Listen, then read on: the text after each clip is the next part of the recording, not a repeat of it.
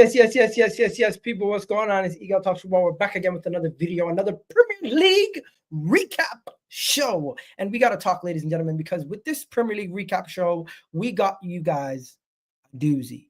Vator is getting cooked. Today, Vator is getting cooked. His team lost 5-1 to my team, Arsenal, at the Emirates, and what a show it was. We told these guys, when they said to us, stay humble, we told them, wait until you come to our ground.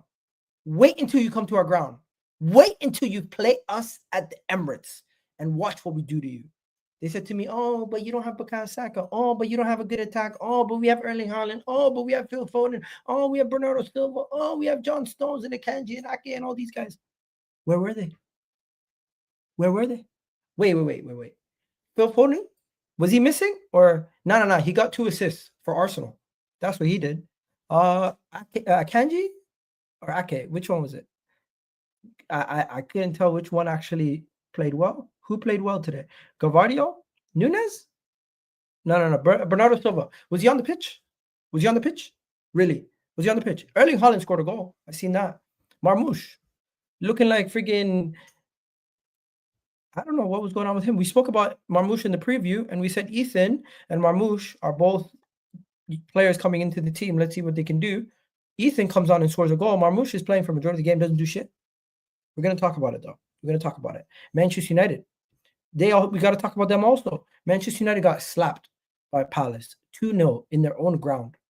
Embarrassing. And Manchester United fans are already saying Ruben Amorim out. Crazy turn of events. Literally just came into the job. They're already talking about that. And Liverpool, they're so good. They make me mad. But then also, they're so good. They don't need refereeing decisions to go their way. They're so good. They don't need extra help. 50-50 is going all their way. I'll give it to them. It's a harsh penalty, but maybe it is a penalty. As for the player who should have been sent off, luckily he doesn't get sent off for Liverpool. Overall, Mo Salah saves them again. Surpasses Frank Lampard all-time goal-scoring list. Now he's 6th. This guy's unbelievable. We got to talk about him as the best right winger in the world.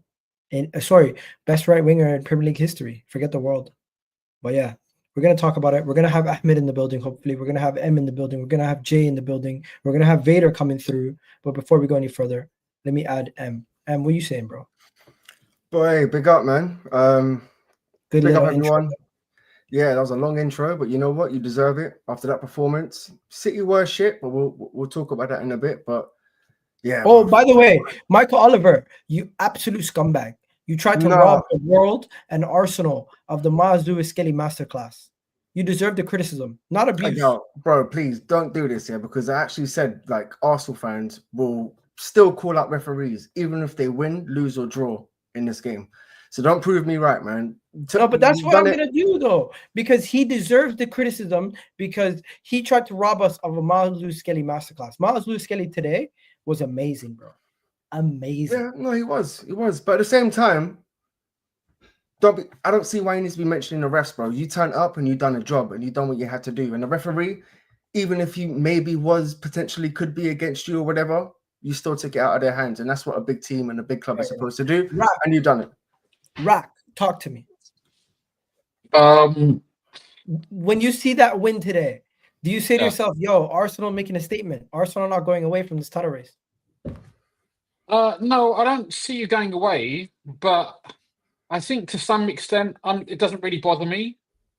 The reason why it doesn't bother me is because we saw Arsenal weren't like a great attacking force. A little bit more in the second half. In the first half, you scored your goal and then you retreated back to the normal Arsenal shape that we always see. And the issue with that is there will be times when you don't get those extra goals. There will be times when you retreat back to yourself, you retreat back into your shell, and then either team will score a goal or do whatever, and you won't be able to score those goals. So actually, look, we're all going to take. You're going to take what you want to take from it. I'm going to take what I'm going to take from it. We know this City side isn't the City side of old, and I understand you want to crash it on them because they kind of crashed it on you a little bit in the last game. But funny enough, that City performance at the Etihad was probably the last time we saw the real City. since that point, up until that point, they've been immaculate at the start of the season. Pretty much since that point, they've been a shadow of their former selves. I've said it before. It was always going to be difficult for City to win. I couldn't see a bro, world where City we won. demolished Man City.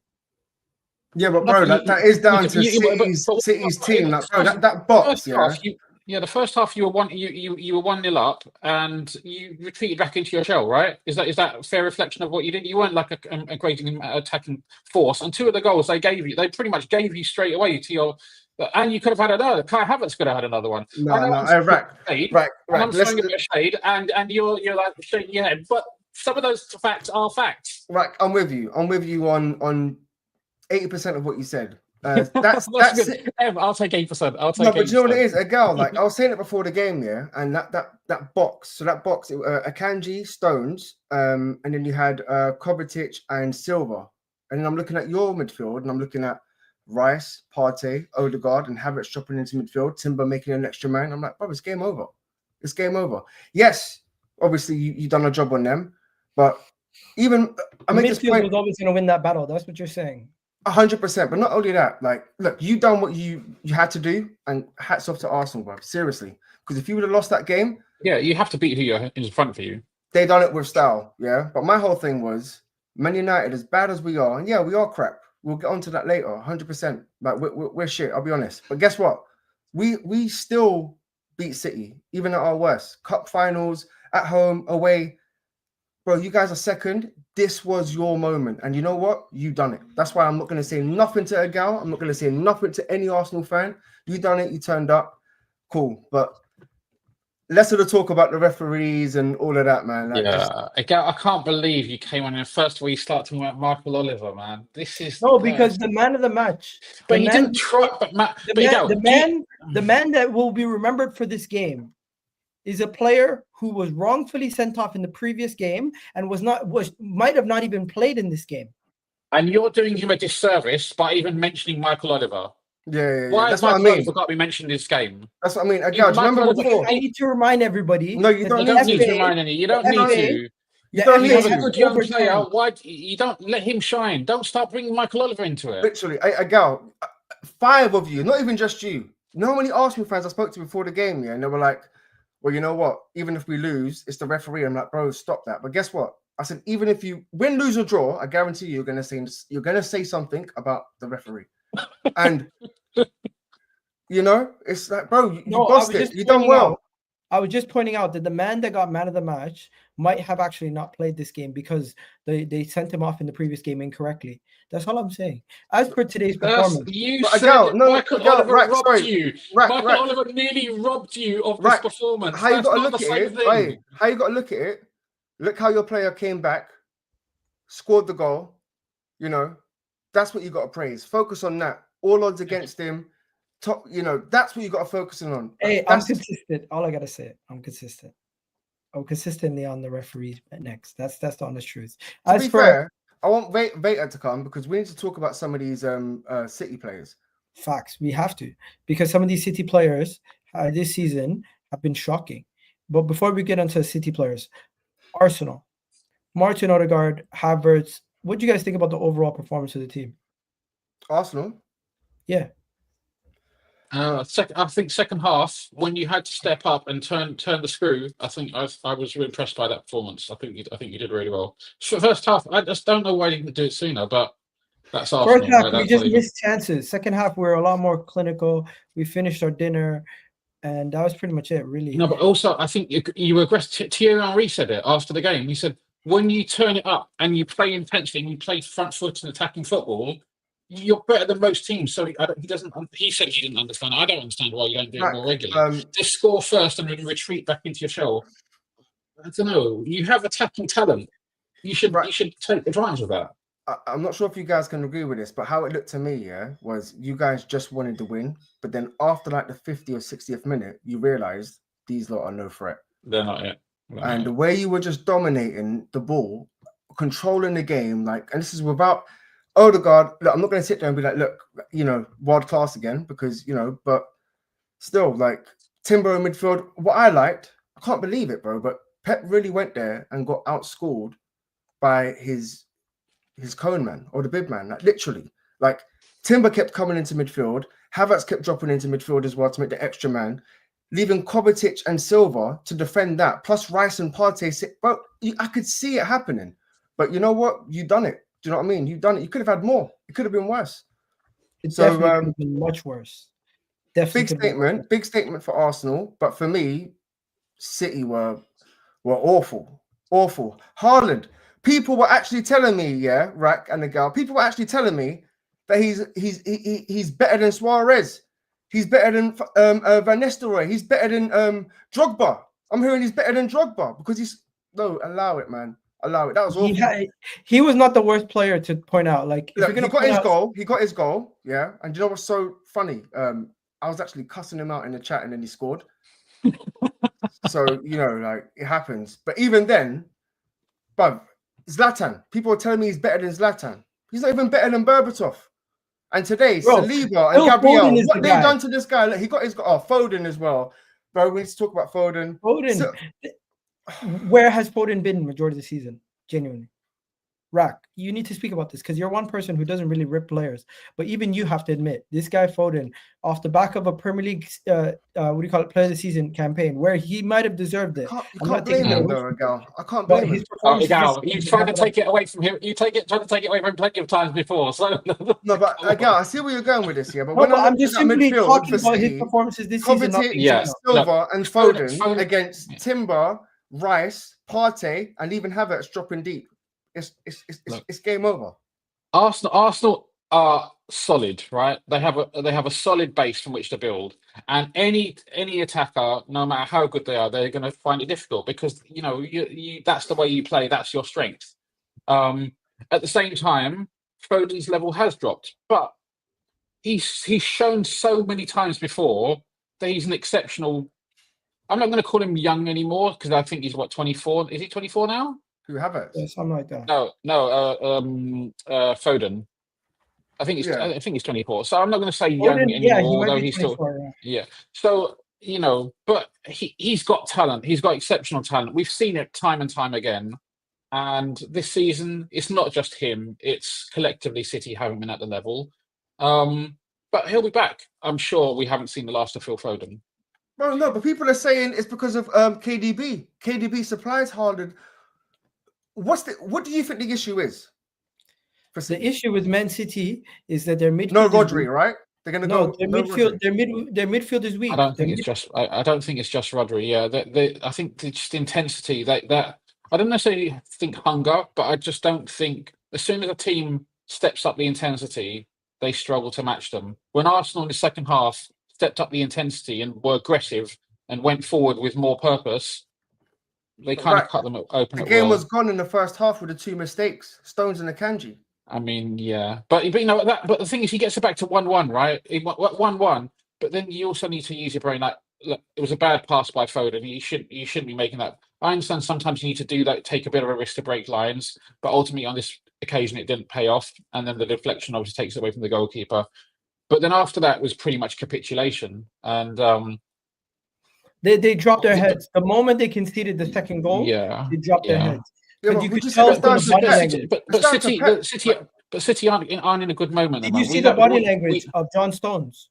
Yeah, but we all know this is not the same City team of previous seasons. If it was, then it would be a different story. They could have at least kept it respectable. Yeah, if this was Man United, yeah. What do you mean? If this is Man United, what are you talking about? Man United, bro. Like, we don't spend 250 M's in a January window, come to Arsenal and get smoked, pammed 5-1. It don't happen. If anything, we knock you guys out of the FA Cup, and we win FA Cups against the league champions. That's what we do, bro. We're even at our lowest. But anyway, it's not about me, bro. We're shit. I don't even want to talk about me. All right. let's talk about. Even Eshan. Yeah. I know I'm 13th, bro. Let's talk about. I know. About Arsenal's team.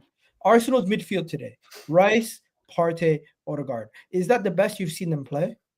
Yeah, especially with Timber in the middle as well. Havertz dropping deep. It kind of becomes a 5 in the middle. Ethan's also chipping in the middle too, because he was playing left back today, and you've seen him in the attacking third doing what he was doing. That's what I mean, man. That's why you can't be complaining about refs, because your players are going to turn up and remember stuff. These guys ain't, forgetful. They ain't got amnesia. These guys are elephants, bro. They remember. They turned up. That and where are Yeah. you? I'm not going to lie. He's a baller. I think this game shows how big a rebuilding job Pep has, and they're going to spend a lot of money now and in the summer. But it's not going to be a small rebuild. This is a root and branch dismantling of this team. There's pretty much going to be maybe a couple of pieces left, and this is no small job. And I don't even know. Look, I'm never going to rule Pep out because he's the best, but in my opinion, best manager ever. But I would be surprised if he got back up to the previous City level, even at the end of next season. I think it may take a couple of summer windows. I think he's come out and said people at the club recommended that he buy players in the summer, and he chose not to. And that's nobody's perfect. Pep's not perfect. He's the best, but he's not perfect. I think he's doing that to protect the board. Like he's not really. No, but why protect the board from what?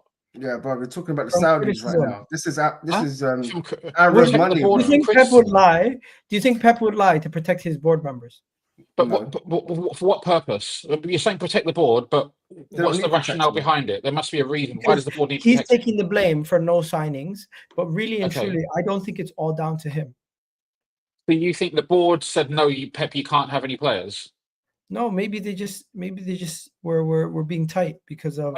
None of us know, but I suspect that more than likely the board is going to, especially after selling what's his name for 95 odd million euros and selling other players, more than likely the board wouldn't have had a problem with him spending money. The fact that they've come out in this window now and are spending over £100 million to date suggests that they are willing to spend. So I get what you're saying. We don't know, but I think what I'm saying is substantiated by how much they're spending now and how little they spent, relatively speaking, in the last few windows. I can't see why the board would not want them to spend. Can we talk about Arsenal quickly? Talk to me, guys. It's not normal having two players under the age of 18 in Eason and Mazu Skelly performing like this in the Premier League, in the Champions League. They look very good. They look very good. They look like very good players. Skelly looks solid. I understand he's a midfielder. He was a midfielder in the youth team. So to come in and play in the Premier League in a position that's not that's alien to him, I presume, you got to give him credit. He's looked solid, and it showed today that he can also go forward and make a contribution in an attacking sense. And Ethan, that left foot looks dangerous, man. I think it's going to be interesting to see where he plays when Saka comes back, because obviously that's Saka's position. I'm sure Arteta or someone will work it out, but they look like two gems, and I'll give him credit for that. Right, sorry, I just want to say, Egal, when you wonder why do Arsenal fans always get the referees are against them, every fan base is against them. I just want to give you, a little, just a bit of evidence as to why. As soon as your boy scored that goal, and 4 messages came in the chat. Guess what they were saying? Yo, he's better than Ahmad, right? Yo, he's better than your guy Ahmad, right? Why would we compare him to Ahmad? Ahmad's a striker. I'm just saying, he's not even no, but this is what I mean though. Like, you mean Manu, right? No, Ahmad and Ray, they'll say, no, your guy's better than Ahmad. I'm like, bro, they're playing different positions. Let's not do this. They're both good players. But no. But this is the thing, especially with young players. If I was an Arsenal fan right now, I would be happy, but I wouldn't be saying these guys are generational talents and stuff like that, because nobody's saying that. No, Egal, I've seen you blowing Skelly's trumpet on Twitter. You've said all kinds of stuff. I can show you messages now, bro. Yeah, Egal, come on. You know what you said on Twitter. I've never called him generational. I'm talking about you. I'm talking about other Arsenal fans. Okay, I've seen stuff that you said that I think is over. I would say just with young players, give them time. Don't put too much pressure on them, and then let them see. Because listen, Ethan wouldn't be the first young player, or Skelly wouldn't be the first young player to burst onto the scene and then disappear. Do you agree with me? Many young players have done that in the past. In fact, it's much, much, much more likely that a young player fails than becomes a world-class player. So just relax, guys. 20 minutes. Celebrate. Let them celebrate. Enjoy the fact that you've got these young players, but don't keep too much pressure on them, because let them develop and enjoy themselves, and then Vator we'll turned see up where they like go. Denzel Washington, bro, Sorry, on training day. Look at him. Vader. Vader, talk to us. Bro, you know what? We're going to change the title. Vader got to get cooked today. You guys got to 51, 50, what do you call it? Usually, we're talking about a team only for like 30 minutes, but 23 minutes in, Vader's joined. We're going to have to talk a little bit more about Man City Arsenal. Vader, I want to know what went wrong today. Why were Arsenal the more superior team to Man City? And overall, I need you to give me some criticisms of some of your players, because clearly there's a lot of players that deserve criticism. I'm not going to sit here and say the basic things. I'm just going to ask you what went wrong, who do you blame, and who deserves the criticism for today's performance overall. Talk to me. See, just the whole way you frame that up. First, I'm going to do this. All right, I'm going to do this. Credit to Arsenal. Credit to Mikel Arteta. I'll go into more detail as to why I think the Cronkies have been so amazingly just in giving him that contract, making him the second highest paid manager in the world because of the masterclass, because of what he did coaching this game in particular. Well-deserved. Cronkies have been doing right by Arsenal. Cronkies have been doing right by Arteta. Look at the result today. Now, I'm not going to do what you just did. I'm a City fan. I'm not an Arsenal fan. What went wrong? Who to blame? No, I'm going to start by giving credit and pointing out what went right. All right? What went right today was the way you guys were set up, the way you guys play at home. You're a completely different animal. You guys play with chest. You guys play with cojones. You guys play with actually winning mentality at home.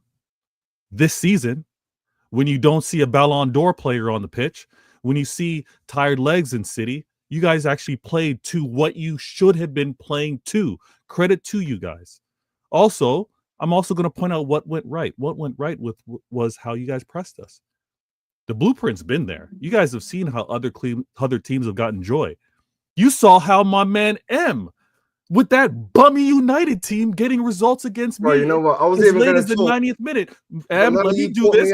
I just got here. I just got here. Now you want to interrupt. It's oh like my your goodness. first language. I'm pretty sure you learnt sarcasm as a baby as your first language before any type of language, bro. And you love deflecting. Can we just please talk about your result today? Not about Arsenal's, your team. And you know what? Vator, let's keep it simple. Kovacic, Silva, Akanji. How about you answer the question then?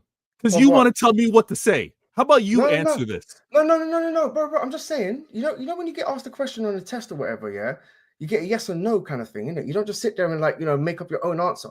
So just talk about your performance today and your 4 players today and Pep's decision on picking that team. Silva, Kovacic, Akanji, and John Stones. That 4. Why is he going with that? Go ahead. So I'm not answering what I was answering. I'm now answering what M's asking me to answer. Thank you. All right. M wants me to talk about 4 players. He wants me to talk about 4 players. Why 4 players? Okay. Well, those 2 players that I mentioned in defense, they kind of threw away the game for you. And your midfield, bro, was non-existent. It was not there. I get it. There's no Rodri. I get it. But you're better off playing Stones in the middle. And is Diaz injured as well? Because I don't understand. Hilarious. Why was it so easy to just play through you lot, bro? How about you do your homework before you ask questions? Man's like, why did you play so-and-so? Tell me, look, okay, you obviously didn't do your homework as a United fan. My team right now. Go on, bro. My team right now, you lost, so I'm not even going to put it on you. We'll talk about something else, right? I'm ready to talk about that. Don't worry. Okay, so my team in terms of different options defensively, there were no defensive options. Akanji, Stones, Gavardio are the guys to start. Are you telling me Pep should have started Rico Lewis? Are you telling me Pep should have played O'Reilly? Are you telling me you've got no backup options? Yeah, none. No, look at the bench. Look at the bench. But what about the fact that Arteta's playing 2 academy kids?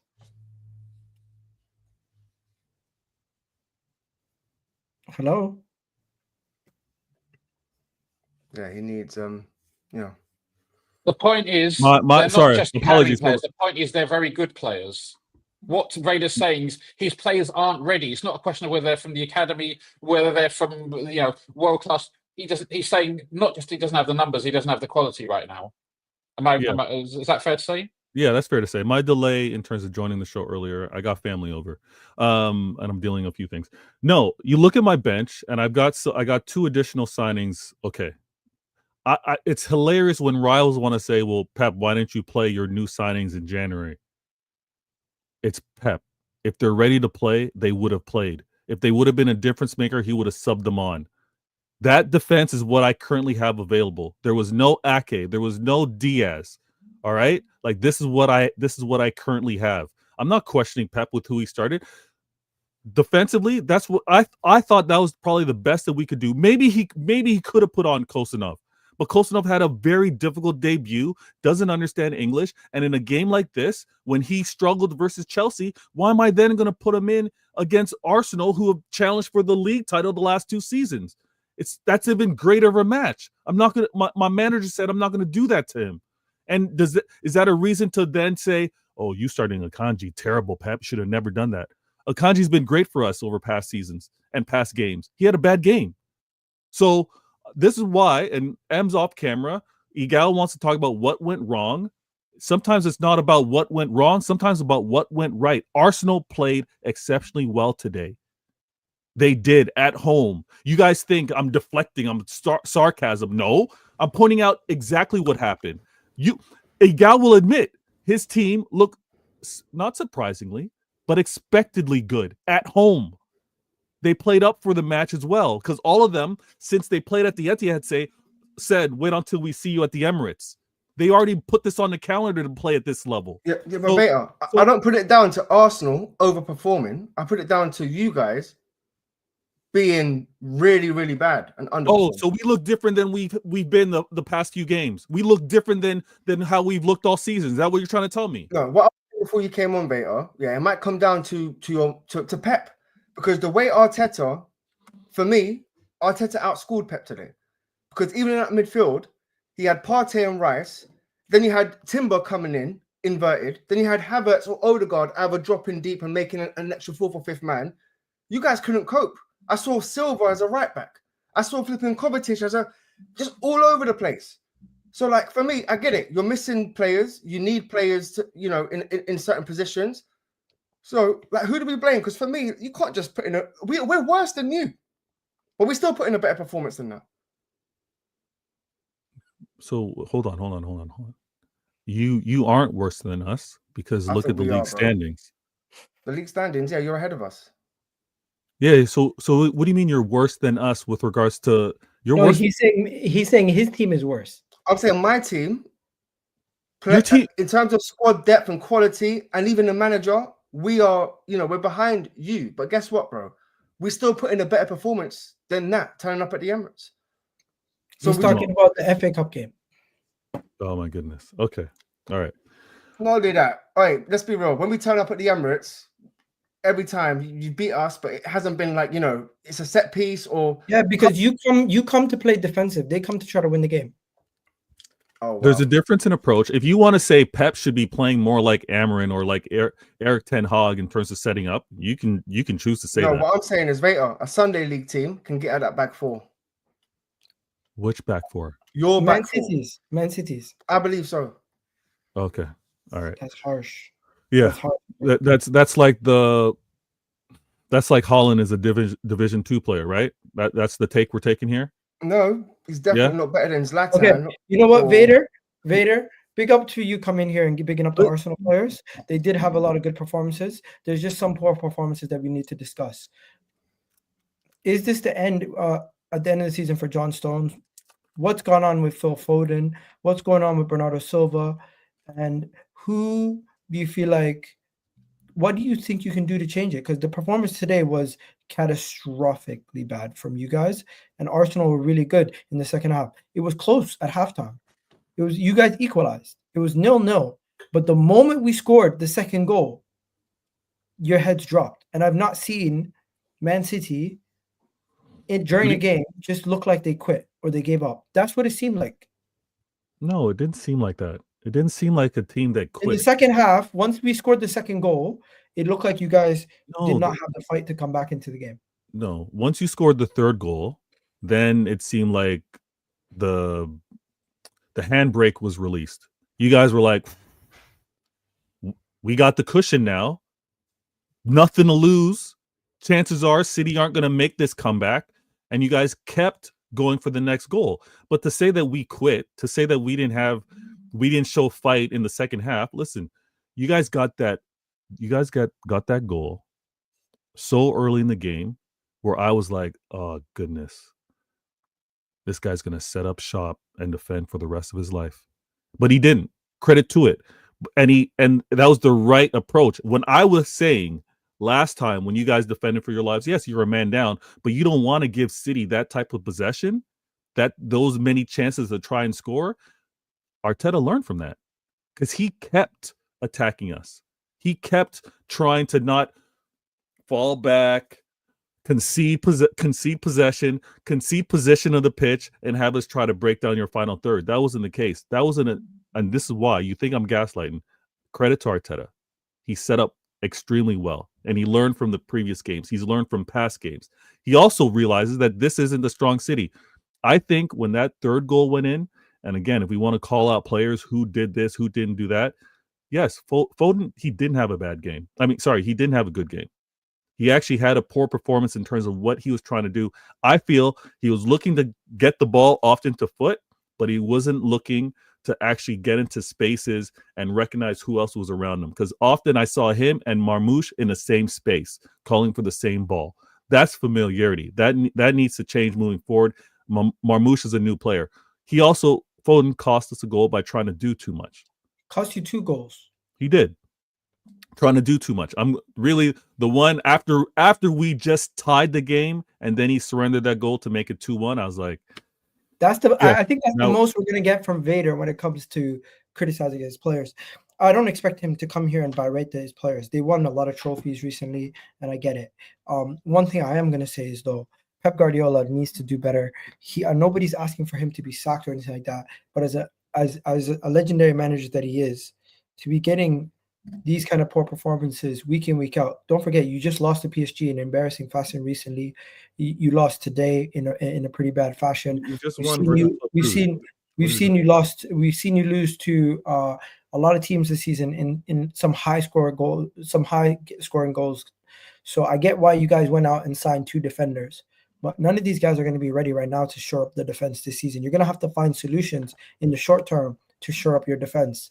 And there's too many bozo errors in the back. You got literally this guy saying here, we were bozo FC, nothing new this season. How do you repair that? How do you repair bozo moments? You coach up the players. You remind the players. You show them film on. You don't give this pass. You don't make you make sure that your touch in terms of what you're delivering is a lot stronger. That's how you coach things up. Again, players are going to have errors. If a player has an error, they're not labeled a bozo for the rest of their career, but they did have a bozo moment. Akanji's done that. Stones have done that today. Foden has done that today. Often I kind of see Kovacic sometimes and Bernardo Silva hold on to the ball a little too much. Yes, every player is taught, let that defender close in on you until the last second and then release the ball. And sometimes those guys have messed up with how they've made those passes. I'm going to recognize it for what it is. I give credit to Arsenal, and to moving forward, Pep is going to be coaching these players out of it. And he's going to have to make do with what we have. That's just it. There's no crying on this end to being like, what did we not do in in August, our summer transfer window? No, we deal with it now. And with every fan, it's going to like, what can we do now? And then we'll improve moving forward. This season, if it's a title chase write-off, it's a title chase write-off. I'm not expected to win it every year. Not even close. I have been so blessed to have won it so many times, right? 6 and 7, but that can never be this is my standard for the club. I expect us to win 6 out of 7 every year moving forward. No, it's all been bonus. Let me fall back. Let me see whether Arsenal or Liverpool win it this year. And the club have shown we're going to reinvest and be ready to challenge next year. That's what Pep is managing right now. Keep us in top 4. Yeah, go ahead. Sorry, but I wanted to say as well, yeah, that I could see that Pep was actually trying to, cover up for that midfield issue. So you had Marmoush and your other winger both playing really Yeah, narrow. Savinho. Yeah. They were trying. I could see what they were trying to do. It's just a tough one, man. It's a tough one again. And listen, it's not a cop-out, but it's a tough one when I see Pep trying to make some changes and still play against a very good club. Arsenal are second in the league for a reason. Arsenal have challenged for the title for 2 years for a reason. So sometimes it's not like, oh, my players are garbage. This is crap instructions. Sometimes you're up against a team that are on it. You know what I mean? That's 100%. That's why I said to you, it might be down. Even though I saw what Pep tried to do today with the narrow, wide players, I saw it, right? It didn't work. But, there has to be at some point where you're like, you know what? I'm not going to play the way I can play because I don't have the players. Let me just shore it up. He didn't do that today. If anything, my God. Yo, did you see Pep's interview after the game? Man's rattled. No. Fair I was enough. on the football terrace and now I'm here. So yeah, me too, man. I was kind of busy. I just seen it right now. Before we go any further, Rack, you there? No, big up Vator, man. You saved my weekend, to be honest. Because we're gonna talk about Man United in a second. We're gonna talk about Man United in a second. Rack, you have anything to say on the Man City game before we go on to Liverpool? I mean, I pretty much said what I had to say. Arsenal fully deserved it. Vader, I saw it differently than you because I saw that after they got the goal in the first half, they didn't actually press you that aggressively. They weren't there to they didn't take the game by the scruff of the neck and create chance after chance. I saw that after they scored the second goal, maybe the third goal, they became a lot more aggressive. I think because at that point they knew the game was won. Rex, they almost scored a second goal. Havertz kicked that wide, but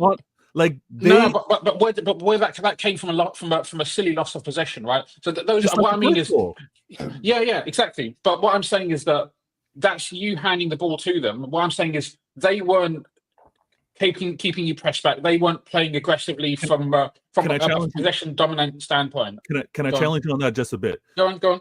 My thing is, and it should be so evident, the difference between our number one keeper and Ortega. What Arsenal did, what Mikel Arteta, second highest paid manager in the world, did, he was like, I'm going to press. Why are you laughing?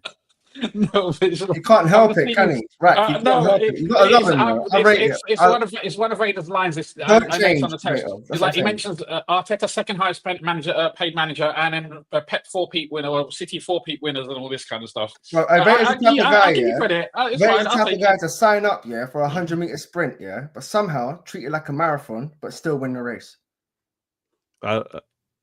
I'm gonna have to break that down post show. Just take the whole long way around, but somehow still win. What basically saying is, it's a 100-meter sprint. Guys, he'll win the race because he goes all the way around, mentions the weather, mentions this, but still gets there in the end. So you got all right, fair. But do me a favor, guys, in the comment section, please hit the like button. We have 75 of you guys. Please do hit that like button. We got another 260 of you guys on Twitter. Come join us on YouTube. Move from Twitter over to YouTube. Do that right now. Listen, my whole thing is because I believe Arteta's gotten a lot of unjustified criticism because, again, he's second in the league, and he's the only reason why he hasn't delivered the title is because he's gone up against the best manager in the world. And he's gone up against a club that's been able to win a treble in a 4-peat. Like, that's what Arteta's dealing with. So when I point out well-deserved highest or second highest paid manager, this is for games like these. Arteta saw the difference between Ortega and Ederson. He's like, I'm not going to press you all the way. I'm going to let Ortega stand over the ball and see whether he has the confidence to get it to a Haaland, like what we saw Ederson do versus Chelsea. So it wasn't quite man marking, because man marking, you're giving up a player to actually take on to the keeper. Arteta wasn't doing that. He's like, everyone's going to attack, but I'm still going to have Saliba and Gabriel back there for Haaland. So there's no man marking here. And it made life really difficult for us. And the reason why I wanted to challenge Rax is because we conceded errors, but because they chose to press us with not attacking the keeper, but everybody else. And Akanji surrendered that goal. We slipped up and almost gave away a goal when the pass was going into Kovacic, and Rice chased him down and caused that kind of deflection. And I don't know how Kai Havertz missed that, but he made up for it later in the game. This is what they chose to do, and they were having joy. we fought so hard to tie that game. Like Haaland, and again, the effort that I saw from Haaland, most proficient goal scorer we've ever seen. And he's still shit. So much effort, and he's still shit. No, come on, let's not do that, Em. Let's not do that. Before he scored that goal, bro, I swear to God, Saliba and Gabriel, what they were doing to him, it was embarrassing. He reminded me of Højlund, United. I swear to God. 2-on-1. 2-on-1.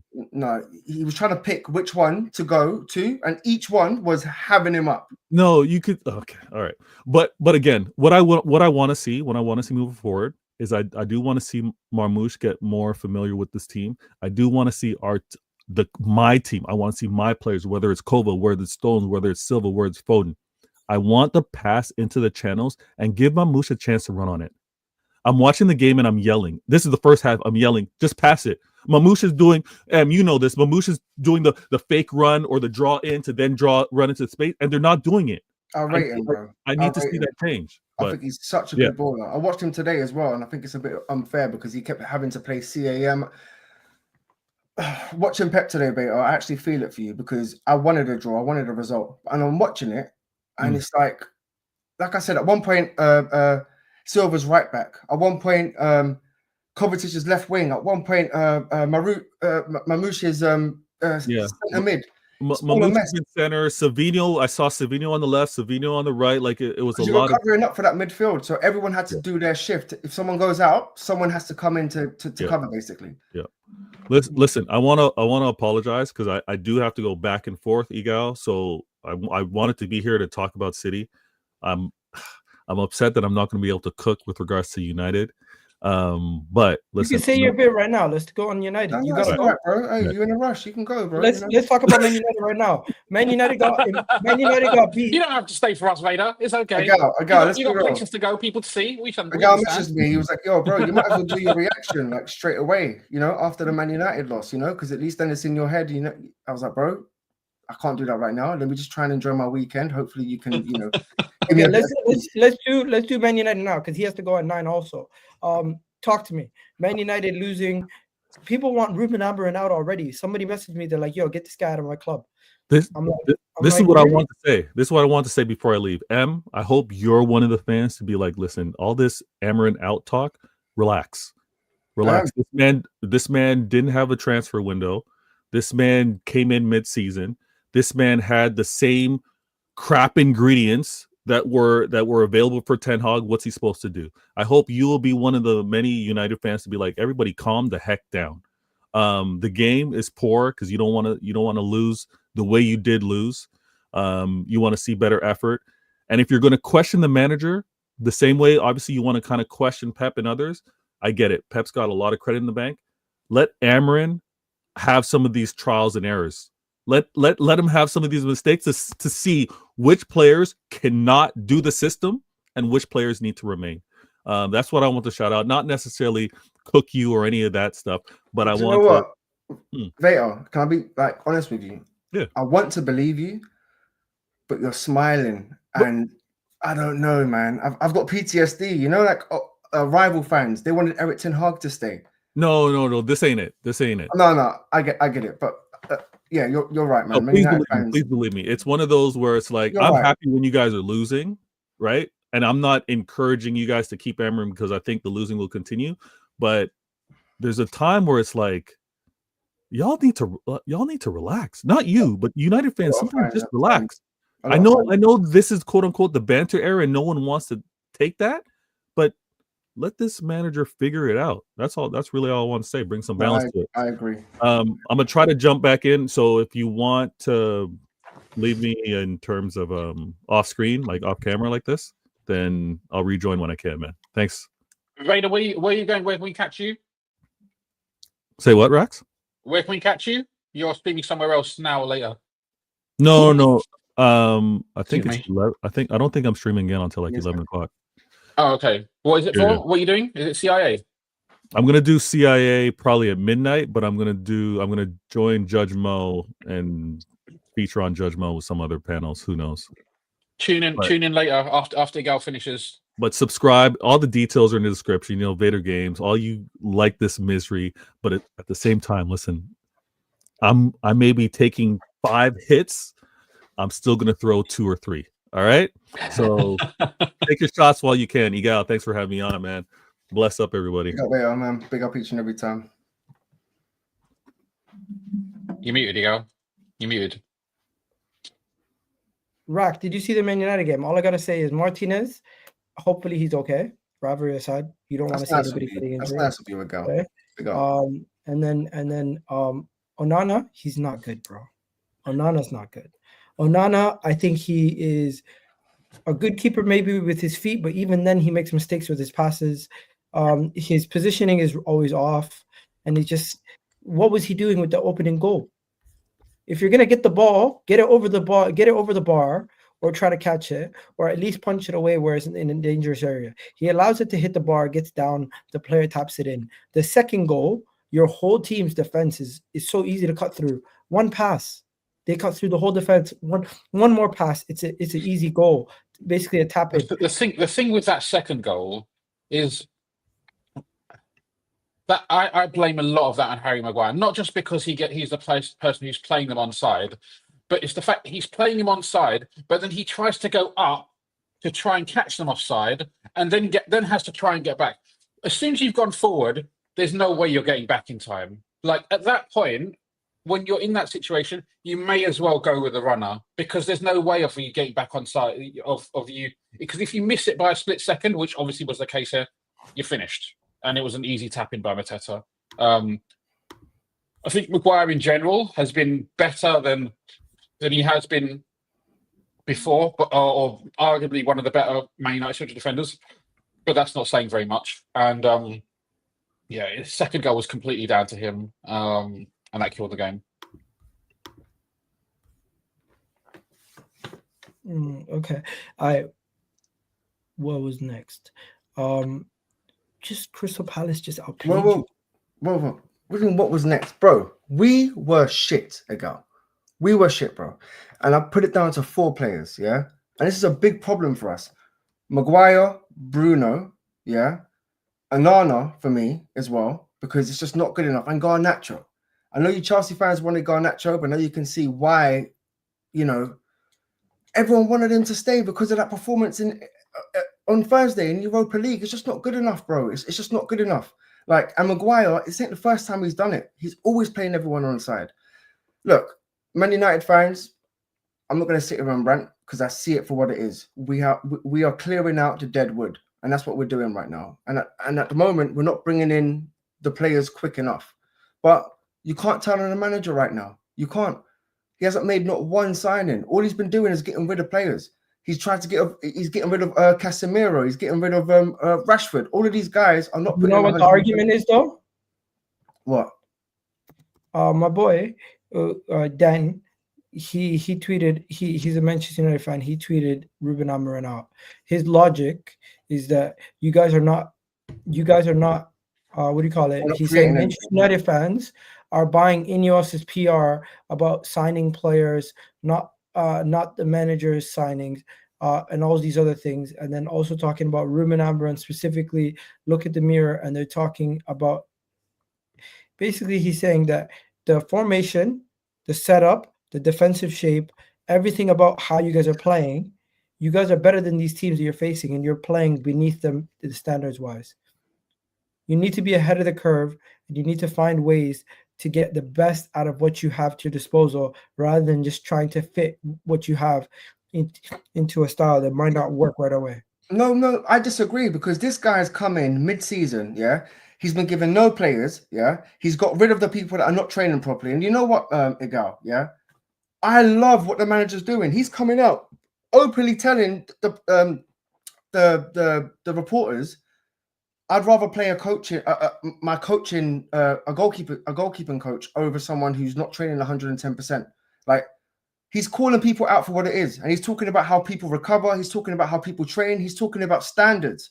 And you know what, bro? The last person who spoke about this was Ragnick. And they got rid of him quick. He come out and said, we need open heart surgery. All these players need to go. And you know what they done? But people said Ten Hag needs his players. Man United as a club needed Ten Hag set us back, bro. Look, Malacia, yeah. All we're trying to do now is get rid of his players. Anthony signed for 90 million. He's just gone to Real Betis on loan. I think his there's an obligation to buy it. Guess how much for? 20, 25 mil. Bro, 8 mil. games, 11 points. That was Ten Hag. 2 games, 4 points. That was Van Nistelrooy, right? Yeah. 13 games, 14 points. Yeah. That is Ruben Amorim. Okay. Ruben Amorim right now is performing worse than your interim manager and your previous manager. Okay. The question is, if this was Southgate and not Ruben Amorim, would you be giving him time? To be honest, bro, if any manager came in and had to deal with what Amorim is going through, I would give him time. Let's just be honest with you guys. Like any manager that comes in pre-season, but let's be honest with you. I think he was top of the Champions League group with Sporting. Yeah, he was top of the flipping Portuguese league with Sporting. He said to the board, "Can I wait until the end of the season?" They said no. He's come in. They've given him no players. He's dropped all of our best players. He's dropped Garnacho. He's dropped Casemiro. He's dropped Rashford. He's who else has he dropped? No Luke Shaw. Malacia he's sold. He's sold Anthony. In order for us to grow, do you know, a very good saying, yeah?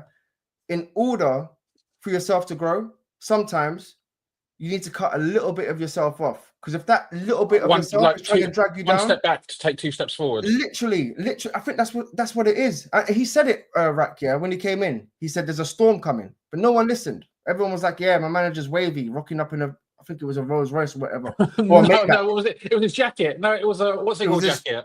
Everything, yeah, Chanel, yeah, the waves. I get it, all of it, yeah. But he literally said it back then. He said, "Listen, like, I've got 2 options. I can either do whatever just to get by, or I do what I need to do now and we'll be better next season." And it's crazy how people are already saying get rid of this manager when he hasn't even signed not one single player, and we already know these players ain't good enough. And this team is even weaker than Erik ten Hag's team. It's even weaker. Last thing I'm going to say, and then you lot can rip me a new one. The one thing that I don't like about Amorim is his stubbornness when it comes to this formation and Bruno Fernandes. Like, Bruno's a problem for me because he must play because he's the captain, right? But when you play him in midfield, there's better midfielders that can do a better job. So even Collier can do a better job than Bruno in that midfield. He can tackle. Please tell me you saw Eze running circles around Bruno today. So I'm not blaming it on Bruno because he is a good player. But what I'm saying is he's a problem in this team. And this manager hasn't got his players. He hasn't.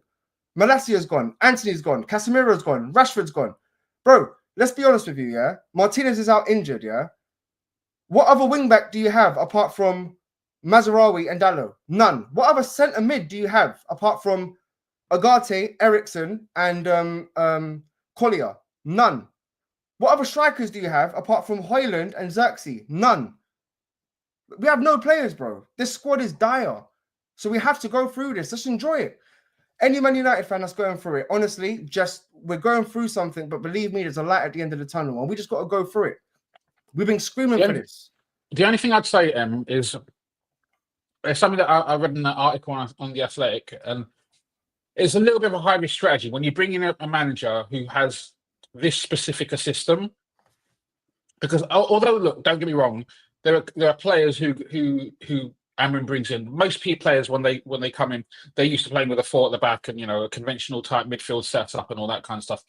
But it seems like Amorim's system does require some specialist players who excel, especially in those wing back roles. And if you invest a lot of money into players in those roles and they don't come off, and then you end up having to get rid of Amorim, you may end up spending 50, 100, 200 million, whatever, I don't know, whatever the amount is. Well, we're not doing the same thing as what we've done under Erik ten Hag, where we're signing. Listen to this, bro. Højlund, £75 million. Yeah. Anthony, crazy. 90 million euros or pounds. Yeah. Crazy. Forget Maguire, but Ineos have come in. But the point I'm trying to make is we are making signings now that are actually suiting the. We signed Dorgu, left wing back, 20 years old. Yeah. Guess how much he's on, right? 30 grand a week, and we signed him for £25 million, and that's not up front. The only player that I think we overpaid on was Agate. I think it was like 50 million or 40 million. But other than that, Mazraoui, De Ligt, I think it was all under 50 million, and their wages are low. So we're making a difference in wages and standards, but it's going to take time. But what I'm saying is that if you do bring in, say for example, you bring in these specialist players that Amorim wants for his specific system, which is different, whatever the amount is that you spend, and then you work out that, you know what, this system, this manager, it's not going to work, then you have to go through a whole revolution all over again to bring in more conventional players for a more conventional manager. I get what you're saying. It's a little bit of a high risk strategy because you're not going all in, because United are still going to be here in 10 years' time, 50 years' time, 100 years' time, right? These are these bumps in the road right now, because you're looking up and you're looking at City and United and Liverpool or whatever. They seem like huge mountains, but eventually, I said to our fans, there will come a time at some point in the future when Man United are great and Liverpool are shit. Yeah, that's just the nature of football. We all know this, bro. You know, I want that to be as long as possible in the future. But what I'm saying is that if you end up having to do cash in your chips with Ten Hag, with Amorim, and you get rid of him, then that could also set you back, because you've invested so much money in these new players for this specific system. 100%. And then if you have to go back, you have to spend money all over again just to be in the same place. It's different now. But we were doing that before. Let me just say this. We were doing that before, but it's different now. Even now, we're actually buying young players. You could say that we're following the Chelsea suit, because we're buying players that, 20, 21 with potential, and, we're not spending the money like we've done before. You're not going to see the Di Marias, Pogba's, and Cavani's anymore. You're going to see, different types of players, younger players that we can actually either, play and they can improve and start. If not, we're going to sell them on. But that's what it's a change. It's a change, and you can't expect it to just, change over, a few weeks. It's going to take time. Big up Fan Zone TV. Man United stink. It's brilliant. Yeah. Big up. All right, let's move on to Liverpool. Are Liverpool kind of lucky this weekend? Because Mo Salah's brilliant. He saved them. He's the main reason why they won the game. He scored the penalty. Also scored a wonderful goal. But McAllister could have been sent off. Justin Kluivert could have scored a goal, and they got a really soft penalty, but I'll give it. You could say it's a penalty, and also if it's not given, you could say that it's not clear and obvious to overturn it to be given as a penalty. So it's one of those on the line ones where it's subjective, right? And I'm looking at it and I'm saying to myself, I watched that game as a rival, obviously with skin in the game, and I'm looking at it, I'm saying to myself, Liverpool are extremely lucky here. They've been given a soft penalty. The player missed a massive chance to equalize, and then Mo Salah goes and does what Mo Salah does, and they come out of that game 2-0, which should have been at least a 1-1 or something like that. What are you talking about, man? Like, we were massively better than them. We were massively better. They had opportunities. Yes, they had opportunities. But that's completely different than saying that they were extremely unlucky and it should have been a 1-1. Those things don't exist on the same spectrum. I don't understand why. You're making it seem like there was that much of a gap in quality in the performance. They were toying with you guys at times. They just weren't clinical. We played the vast majority of the game in their half. We were the ball-dominant team. We created more chances. We had better opportunities. They did miss. They hit the woodwork twice with 2 good efforts, I agree. And Kluivert missed an semi-open goal. Anyone who's played football knows when the ball's coming to you at that pace, from that angle, it's not an easy strike, because he had to hit it first time. Otherwise, the chance would have been gone. So, yeah, for sure. This is... One second. To say that... You're saying... To say that could have... No, Egal, 1 minute.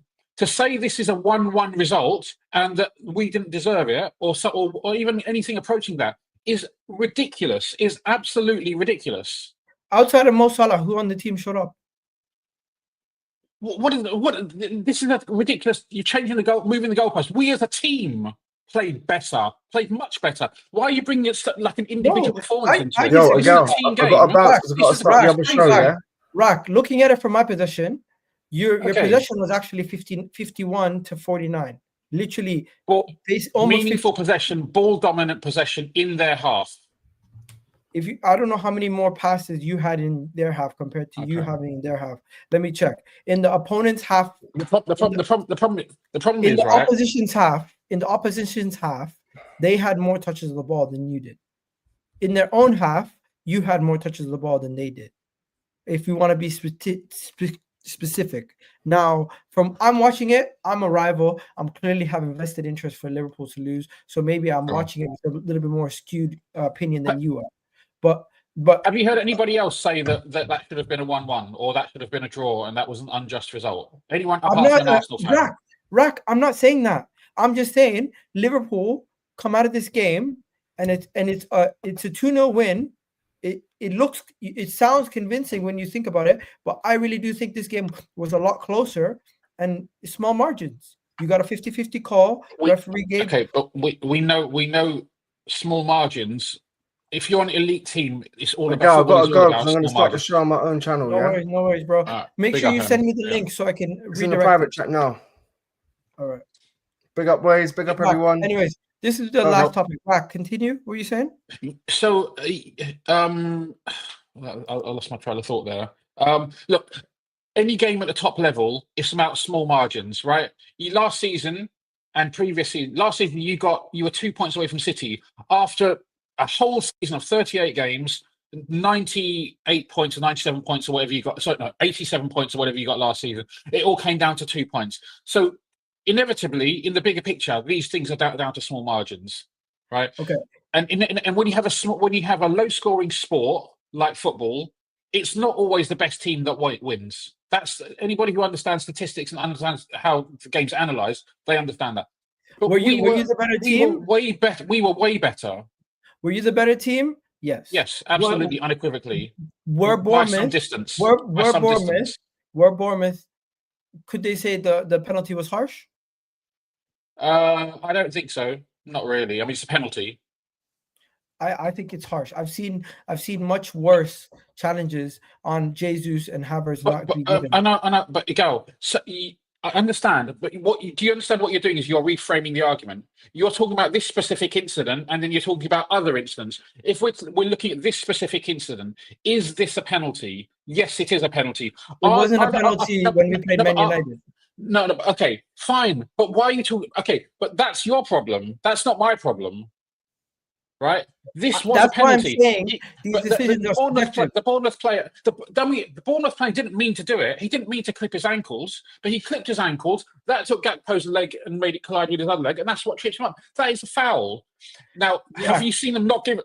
Have you seen them not given in the past? Yes, you have. I agree. There have been instances in the past where it hasn't been given, but that doesn't make this not a penalty. Rack. My point is not. My point is not that it's not a penalty or it is a penalty. I'm saying it's extremely soft and it's a harsh thing. If the referee gives it, fair. If the referee did not give it and VAR were to review it, they would not then overturn it to give it. Maybe not. Maybe it's one of those ones. It's one of those ones where it's not a clear and obvious error if they don't give it. I mean, I think it's a penalty. I don't want to get into that kind of conjecture. Do you think it's a clear and obvious error if they don't give this penalty? I mean, he made contact with his legs and he tripped him up. If you trip somebody up in a penalty area, that's generally speaking, that's given as a penalty. No, not always. Not always, but generally speaking, it's given as a penalty. I've seen players. I've seen players. That was almost a one-on-one, right? That he was running towards the box and he was in a goal-scoring opportunity potentially. It wasn't central; it was off to the side. But he was in a position to have a strike on goal. I've seen players kick another player's leg and it not be given as a penalty. I've seen Kai Havertz get his leg clipped same way and get tripped up by himself after he got his leg clipped by Aaron Wan-Bissaka, not given as a penalty.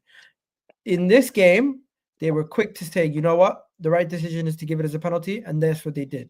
In my opinion, it's 50-50 subjective. The next thing that's subjective is the second yellow for McAllister. You could easily say McAllister should have been sent off. That could have been a second yellow card. I agree. The reason why I specifically say that is because they gave an extremely soft penalty, but they don't give a second yellow for something that is just as soft. Look, the McAllister thing, I think he was lucky to get away with it. And I think Slot recognised he was lucky to get away with it because within a minute after that happening, he subbed him off. So I'm going to be as level-headed as I can. I think the penalty is a clear penalty. I don't think there's any discussion about it. I think McAllister was lucky to stay on the pitch. But we were the better team, and I have no qualms to saying anything about. And even if we'd gone down to 10 men, as we've proved in recent weeks, when we play against 10 men, we can still play very well. We played Fulham a few weeks ago with 10 men from the 20th minute onward, and we dominated the game after those 20 minutes. So I understand you've got skin in the game and all this kind of stuff, but I don't think it was a particularly close game, and I think most of the commentary that's come out after the game has said that we were clearly the better team and deserved to win. Fair enough. Maybe I'm bitter. Maybe I'm Mark. No, Mark. I'm just about addressing Mark's. He's not changing my opinion. Well, everyone's entitled to their opinion. I'm not here to change anybody's. If Egal wants to believe that, or anybody else wants to believe something else, that's fine. It doesn't make a difference. I will defend my opinion. And ultimately, football's a game of opinions. No one's going to know who's right or wrong. It comes down to the end of the season. And I think for Arsenal, I said the next two games are critical. I think if we win, if we beat Bournemouth and we beat Everton, I think the chances of Arsenal winning the league become very bleak. Because you're looking at these particularly difficult away games. Bournemouth, who are unbeaten in 18 games or something like that at home, where they've beat every other big team apart from Chelsea, I understand. You're looking at that thing. There aren't many banana skins left ahead. We need them to drop points there. And last Merseyside derby. If we beat Everton next week, I think it becomes very, very difficult for Arsenal. But I think we'll win the league regardless. You still have to play us again. Yeah. But it might be all over by then. And you still have to travel to Aston Villa. You still have to travel to Chelsea, Fulham. There's a lot of places where you still have to go. The season's long. It's not over. This is true. And there's a long way to go. We may get. Yeah. But it's not over. I'm not saying that, but I think if you continue to win at this pace and you go and beat Everton, you go and beat Man City, you go and beat Newcastle, and we're going into March and you're still like a 6-9 point lead, it is going to get. The thing that gives me hope, right, is not just the results. I think we're playing really, really well. Every game we go into right now, we're the better team by a considerable distance, and so when people say trust the process, I'm trusting that process. I'm trusting the process that every time my team goes onto the pitch, we look like clearly a better team. And I think that if we do that, if we continue to look like the better team for the rest of the season, we'll win the league. Can I give you a half-baked take, but you can't hold me accountable to it? Listen, even if I could, what would I do? Okay, so this is just a half-baked opinion. God. Don't hold me accountable to it. The people who are saying the referees are handing Liverpool the league, they believe that because of the David Coote situation. They're saying this in order to in order to rectify their past biases against Liverpool with David Coote. They're trying to make sure that Liverpool do win the league this year by any means necessary, and that's what the conspiracy theorists are saying. I'm not saying this. No, okay. So I'm not going to address you. First of all, if we're going to have this hypothesis, we need to test this hypothesis. It's a madness, right? How have they arrived at this situation? So are we saying that there's subconsciously all the referees feel like this coincidentally, or is it organized? Is the PGMOL getting together in a dark room somewhere in their offices and say, guys, you know what we need to do? We need to give Liverpool more points because this guy who's just been kicked out, who's just lost his job, lost his livelihood, he's gone now. But in order to correct this, we have to prove we're pro-Liverpool and in the process expose ourselves to actual corruption. This is when people talk about corruption. Referees are allowed to give poor decisions, right? The Miles Lewis-Skelly decision last week was a poor decision. What I came at you about on Friday is when you use the word corruption. Corruption suggests that you're giving false decisions that are against what you actually think because you're being induced to do so for some reason, whether it be financial, whether it be other motivations, reputational, whatever the case may be. I'm sorry, there's absolutely no evidence of that. It's a load of nonsense as far as I'm concerned. If someone brings me evidence of that and it's credible, I will look at it and maybe I will change my opinion, because you've always got to be open to changing your opinion. But right now, it's a load of nonsense, and I will treat it as a load of nonsense because there's no proof to suggest that's true. Fair enough. That's the main take that I was hearing when people said there's corruption. Egal, you need to hang out with better people, man. You need to hang out with better Arsenal fans. This is, bro. That's why I tweeted Twitter's cooked, because I said one thing about a penalty, and I have people out here making jokes about family and stuff, and I'm just like, but that kind of stuff is that's why disgusting. people don't. No one condones it. That's why people don't talk about their personal life on social media, because like it just becomes a madness. Anyways, we're out of here, people. EGTV, we're out of here.